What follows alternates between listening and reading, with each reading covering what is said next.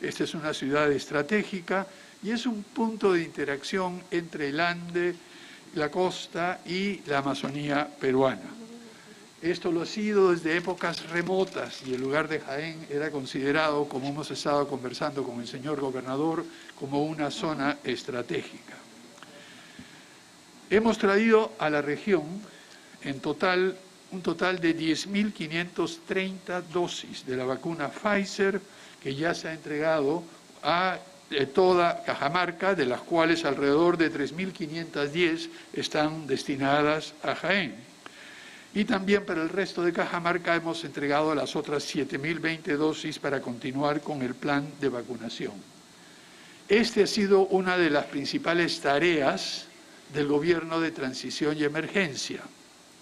Como ustedes recuerdan, cuando entramos al gobierno el 17 de noviembre de 2020, no había ningún contrato firme para la provisión de vacunas.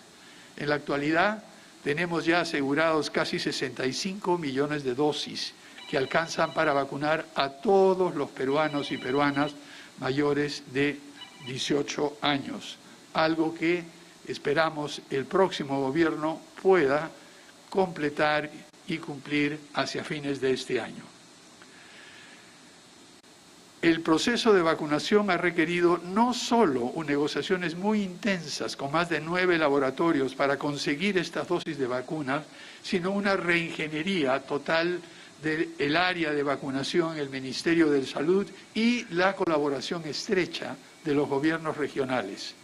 De esta forma, hemos llegado recientemente a vacunar casi 200.000 personas, 192.000, si mal no recuerdo, en unos días pico, pero estamos en condiciones de poder seguir con el apoyo de los gobiernos regionales, con el apoyo de las direcciones regionales de salud, de continuar vacunando a un ritmo bastante similar o por encima de los 200.000 dosis administradas por día. Además de eso, el tema no ha sido no solo vacunas. Como ustedes saben, cuando el gobierno de emergencia y transición entró, teníamos un número bastante limitado de plantas de oxígeno. Hemos logrado quintuplicar en unos pocos meses la oferta de oxígeno medicinal con la colaboración del gobierno central, los gobiernos regionales, la empresa privada, las asociaciones de la sociedad civil y también importando para complementar nuestra producción nacional oxígeno de Ecuador y de Chile cuando fue necesario hacerlo. Además de eso, hemos contribuido con concentradores de oxígenos, que son alrededor de 188 en total. Aquí hay 35 que están ubicados en la provincia de Jaén y hemos añadido 15 kits de camas de cuidados intensivos para el tratamiento de pacientes graves. Es importante continuar asistiendo y participando activamente en el proceso de vacunación. La vacuna, cualquiera que sea, es el mejor escudo contra el COVID-19. Pero el estar vacunados no debe hacernos bajar la guardia. Ya estamos viendo en otras partes del mundo que es muy probable que a lo largo de los próximos años no tengamos una primera y una segunda ola, sino tengamos al COVID-19 en una situación parecida a la que tenemos con la influenza, a la que tenemos con la gripe, en la cual hay que vacunarse cada cierto tiempo porque se desarrollan nuevas variantes que es necesario proteger. Entonces, esto de olas es la primera etapa, primera, segunda ola y quizá una tercera en algún momento en el futuro. Pero lo más importante es tomar conciencia que la vacunación de ahora en adelante contra el COVID-19 y contra otras enfermedades es una tarea absolutamente necesaria y prioritaria para toda la ciudadanía. Por otra parte, estamos ahora en las instalaciones nuevas de la Universidad Nacional de Jaén. Este ha sido un esfuerzo liderado por el comité organizador de la universidad, liderado por don Óscar Gamarra, y estamos muy complacidos de ver el avance que se ha hecho. Esperamos que en un futuro muy cercano empiece el traslado de todo el mobiliario y todos los alumnos a este nuevo local para empezar a utilizarlo de manera efectiva. Además de eso, estaremos visitando dentro muy pronto el Instituto de Educación Superior Tecnológica 4 de junio de 1821, cuyo inicio de obra está programado para diciembre del presente año. Esto permitirá realmente que Jaén se convierta en un polo de atracción para estudiantes, profesores y personas interesadas en el conocimiento. Y como muy bien dijo el gobernador Mesías Guevara, venimos trabajando desde hace mucho tiempo en diversos foros para asegurarnos que la educación superior peruana siga avanzando, siga mejorando su nivel. Y en esto, creo que todos conocen desde que era congresista y ahora como presidente de la República, el compromiso que se tiene con las universidades nacionales. Esto es un tema central y deberíamos expandir, como lo hemos conversado en muchas oportunidades con el ministro Ricardo Cuenca, el apoyo que tienen las universidades nacionales, y lo que vemos aquí es un ejemplo de lo que se podría hacer y lo que espero que se siga haciendo en el futuro. Por el momento estamos todavía en todo el país en una situación un poco curiosa con respecto al retorno a las clases presenciales. La política, la filosofía que ha adoptado el Ministerio de Educación y el Gobierno de Transición y Emergencia es volver gradualmente, de forma paulatina, a las clases presenciales, solo cuando las condiciones de seguridad biológica estén garantizadas. Y mientras tanto continuamos con esta mezcla de clases virtuales, en algunos casos con clases presenciales, pero se deja toda una hoja de ruta para poco a poco ir volviendo a las clases presenciales a medida que se den las condiciones. Hay un programa que ha venido manejándose de hace algunos años en el Ministerio de Educación, que ahora se va a ver potenciado con el nuevo Viceministerio de Educación Superior. Este es el programa para la mejora de la calidad y pertinencia de los servicios de educación superior, lo que se denomina el PAMSUT. Ahí faltaría una vocal, creo, para poder pronunciarlo de manera más correcta. Pero este programa, que ha sido financiado por el Banco Interamericano de Desarrollo, realmente ha destinado una buena cantidad de recursos para mejorar la calidad educativa, perfeccionar a los profesores y docentes, ayudar en infraestructura. Y ahora, lo veremos más adelante también, en unos minutos cuando visite esto, la inversión para el Instituto Superior Tecnológico, como dije anteriormente, 4 de junio de 1821, como nos recordó una fecha en la cual Jaén declaró la independencia siguiendo las instrucciones de Torre Tagle. Ya la culminación del expediente técnico va a estar muy pronto, a más tardar a fines de este año, y se empezará a construir la nueva sede y esperamos con recursos de este nuevo programa. Interesantemente, además de los laboratorios que tiene esta universidad, en el caso del instituto va a haber un laboratorio de Fab Lab. Fab Lab son estos equipamientos que permiten enviar instrucciones a través de Internet a una máquina, una especie de fotocopiadora muy elevada, para que fabrique en 3 dimensiones una serie de piezas que pueden haber sido diseñadas en otro lugar del mundo, incluso, o en cualquier otra parte del país. Siempre han criticado a todos los gobiernos, y el gobierno de transición y emergencia no es una excepción, de que no hay suficiente apoyo financiero a la educación y a la salud. En el gobierno de transición y emergencia que me honro en presidir, desde el primer momento que tomamos posesión, dijimos que íbamos a atender a 5 prioridades. La primera era la lucha contra la pandemia, y las inversiones en el sector salud se han incrementado, han crecido significativamente. Recientemente, la semana pasada, hemos aprobado decretos de urgencia para ampliar el número de personas que están atendiendo en salud, porque ya tenemos, por ejemplo, las camas UCI, la infraestructura, el oxígeno, pero en todas las regiones que he ido, desde Loreto hasta Tacna, desde Tumbes hasta Madre de Dios, el tema de recursos humanos es esencial. Estamos invirtiendo en eso y estamos dejando al gobierno que entre el camino expedito para continuar reforzando el personal de salud. En el caso de educación ya lo he mencionado, estamos invirtiendo de manera significativa, y en el caso de infraestructura y equipamiento estamos viendo cómo el hospital del hospital de Jaén estaría programado para tener una inversión, si mal no recuerdo, 182 millones, señor gobernador, aproximadamente eso. Va a ser una inversión importante y permitirá tener a Jaén el nivel de atención de salud de alta complejidad que se merece. También está en proceso de licitación la carretera de Jaén, San Ignacio y hasta la frontera, como usted mencionó. Son 211 millones de soles que están programados a invertirse y la Buena Pro se dará en julio, justo poco antes de que termine nuestro gobierno.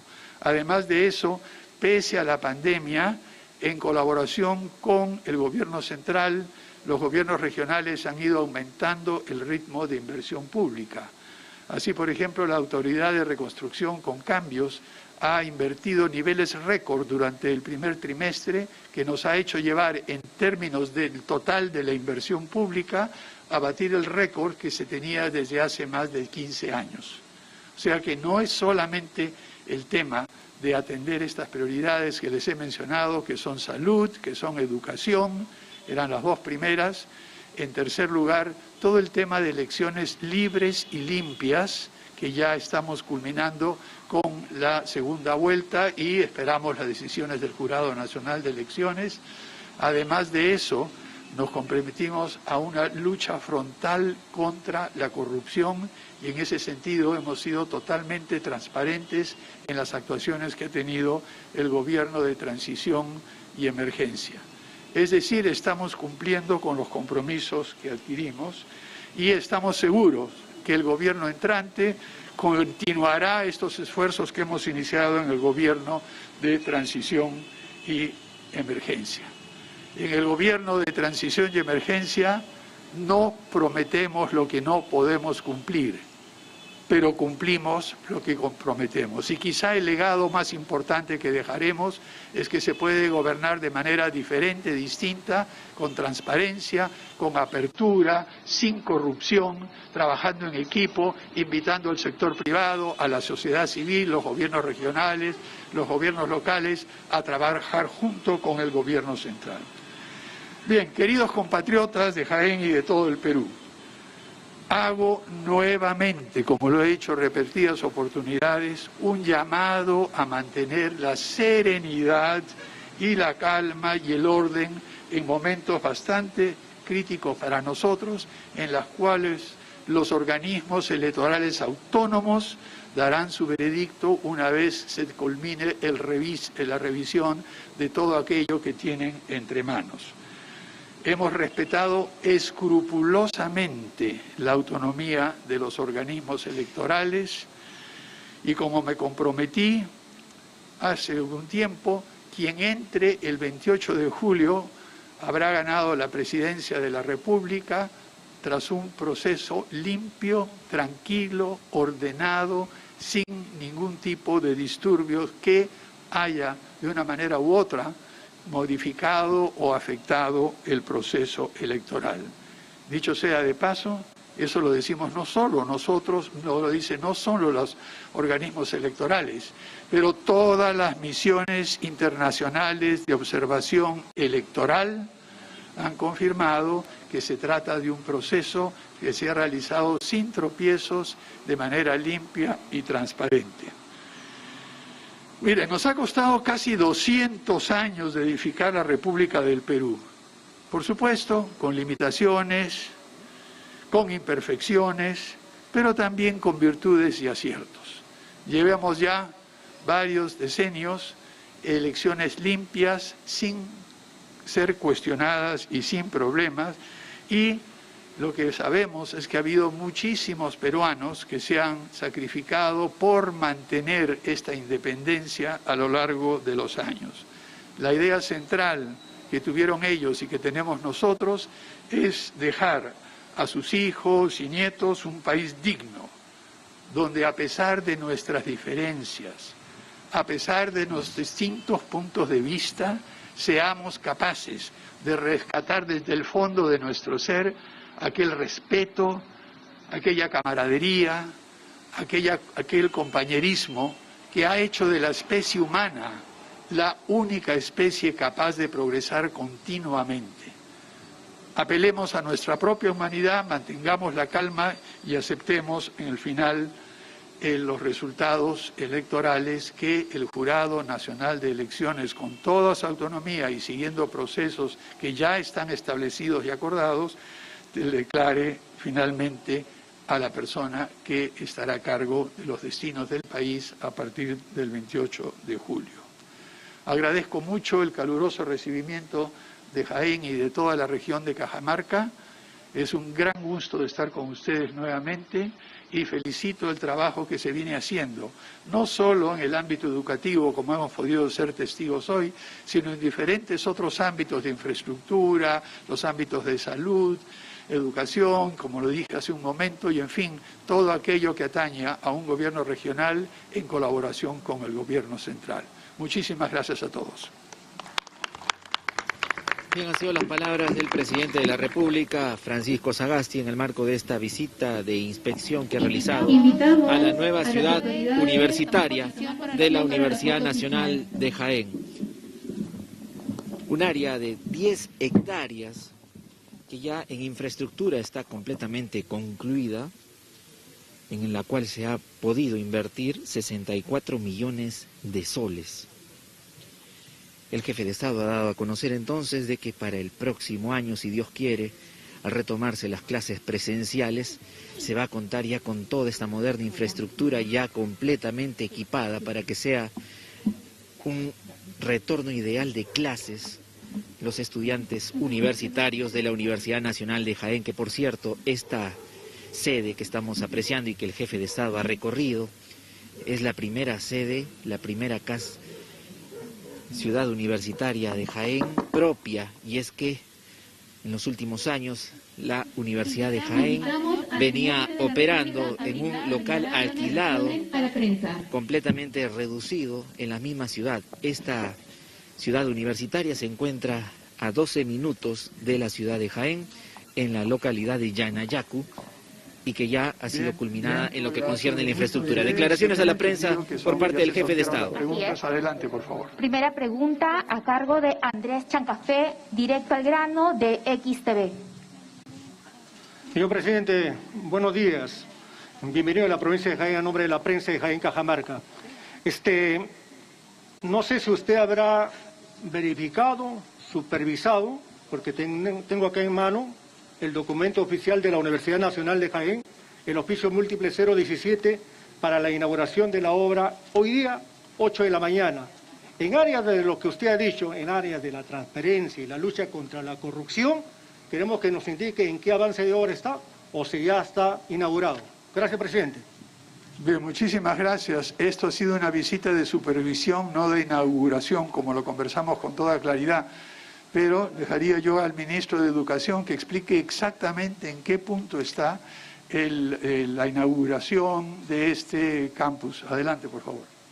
Gracias, presidente. Sí, efectivamente, lo que hemos venido a hacer es una visita de supervisión porque aun cuando la conformidad de obra ya ha sido entregada en mayo de este año, es decir, la infraestructura ya está acabada en lo que a este primer momento de construcción del gran proyecto que se tiene, ya está lista. Todavía, por unos trámites que se tienen que hacer con la Superintendencia Nacional de Educación Universitaria, hay que hacer el traslado del mobiliario para que pueda estar operativo. Eso de allí tarda aproximadamente un par de meses, porque lo que sucede es que hay que pedir, como ustedes saben, el licenciamiento se da con un tipo de infraestructura. Ahora tenemos una nueva infraestructura y se tiene que hacer un procedimiento. En síntesis, la obra ya fue entregada, está, como la hemos visto ahora todos, lista. Falta el mobiliario que en los próximos meses se regularizará. Segunda pregunta a cargo de Juan Vázquez de América y Visión TV. Ya, perfecto. Muy buenos días. Bueno, el ministro nos pone en una disyuntiva por cuanto el principal funcionario de la Universidad Nacional de Jaén ha dicho que esta obra no está recepcionada. Y usted nos dice que ya. Pero en fin, dos puntos principales, presidente Sagasti. El tema concreto del ámbito nacional tiene lógicamente divididos a toda la población y los pueblos de esta parte del país. Evidentemente, seguimos esperando que esa lucha contra la corrupción que usted ha mencionado sea efectiva. Y creo que varios gestos de su parte y de su gobierno han sido hasta el momento positivos. Sin embargo, en el caso de la Universidad Nacional de Jaén, exactamente, y sería bueno que usted lo sepa, más allá que no nos va a poder dar más declaraciones, pero claramente como ciudadano, además de ser periodista, esta Universidad Nacional de Jaén desde el 7 de marzo de este año viene afrontando una crisis enorme por temas de corrupción. Y exactamente es el examen virtual que se dio, que tiene varias denuncias de por medio, y que la comisión organizadora que preside el señor Oscar Gamarra, y que está a su lado, que no sería digno que ustedes estén junto a él, por cuanto sabe que el mismo alcalde de Jaén, Francisco Delgado, si me permite hacer la pregunta, el alcalde de Jaén no se encuentra... Por favor, concrete su pregunta. Una cosa es una pregunta y otra cosa es una declaración. Bueno, si no va a responder la pregunta, en todo caso... ¿Cuál es la pregunta? Específicamente, ¿cuál es la pregunta, por favor? Presidente, justamente en el marco de la lucha contra la corrupción es bueno que usted sepa y no se deje ya sorprender, lo sé, ya me lo explicó. Haga la pregunta. El alcalde de Jaén no se encuentra presente hoy, justamente porque el pueblo de Jaén y el alcalde han hecho presente un documento al ministro Cuenca desde el 7 de mayo pidiendo la destitución de esta comisión que no representa a la universidad. ¿Cuál es la postura y cuál es la respuesta que le tienen al pueblo de Jaén? En primer lugar, le puedo decir que esas no son respuestas que da un presidente. Tenga usted por seguro, la presidencia está por encima de esas discusiones. Yo dejaría aquí al ministro quizá que dé una explicación más detallada. Muchas gracias. Primero, antes que nada, creo que los adjetivos no vienen al caso. El Ministerio de Educación, como siempre, recibe los documentos a través de los sistemas y canales institucionales. Hemos por eso entrado en coordinación con la Contraloría General de la República. Los pliegos de las universidades, como todos sabemos, son pliegos autónomos y por ello el gobierno no tiene injerencia directa en ello. Lo que sí tiene es poder acompañar este proceso para que sea lo más transparente posible. Entonces hay un proceso que está siguiéndose y probablemente se determinarán a través de esos canales institucionales cuáles son las respuestas luego de acabado el proceso. Segundo, las comisiones organizadoras, no solo en Jaén, sino en general, en el país suelen tener siempre muchas situaciones conflictivas porque efectivamente son elegidas por el Ministerio de Educación y no por la comunidad universitaria, justamente porque tenemos que hacer este proceso de transición. Por eso, como parte del compromiso también de transparencia, como bien lo ha dicho el presidente, del gobierno de transición y de emergencia, en un plazo máximo de 2 semanas estamos modificando las normas que tienen que ver con la aceleración de la constitución de rectorías y no de combinaciones organizadoras para poder evitar más adelante estos problemas. Por lo tanto, lo que hay es una canalización de las denuncias como corresponde a un gobierno democrático, como corresponde a una sociedad democrática, y de aquí en adelante veremos qué pasa con las investigaciones. Tercera y última pregunta a cargo de Manuel Vázquez de Hoy Perú TV. Muy buenas tardes, presidente, y a todas las autoridades.